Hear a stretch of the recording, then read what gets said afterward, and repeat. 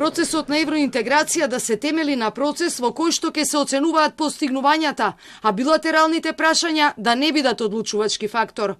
Ова е пораката која премиерот Мицкоски ја кажал на председателката на Европската комисија Урсула фон дер Лајен на денешниот работен ручек во Брисел, на кој присуствуваа и лидерите на земјите од Западен Балкан. Тој денеска имаше средба и со председателот на Европскиот совет Шарл Мишел. Мицкоски ја нарече Македонија жртва на билатералните проблеми.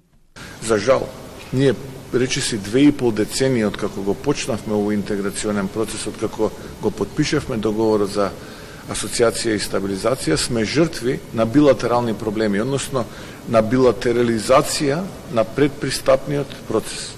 Не можеме повеќе да прифаќаме ултиматуми, не можеме да се развиваме како држава поради билатералните прашања поврзани со средниот век, рекол Мицкоски на средбите со европските челници.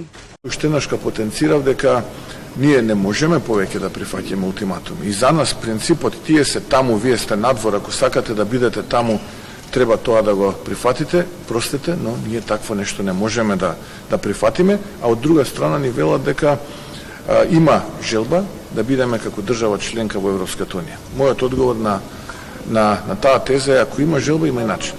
Премиерот Мицкоски истакна дека е подготвен да разговара со секого додека не се најде вистинскиот начин, но овој пат вели без понижувања. Јас сум подготвен со секого да разговарам. Колку е тоа потребно? Со секого буквално да разговарам, додека не најдеме вистински начин кој што овој пат нема да биде понижувачки, да ни дозволат да ги јакнеме институциите и да ги збогатиме нашите капацитети како држава. Тоа е она што го бараме. Многу е, ја мислам дека не е многу. Внесувањето на бугарите во уставот е услов за Македонија да продолжи со европската интеграција, односно да се одржи втората меѓувладина конференција меѓу Брисел и Скопје.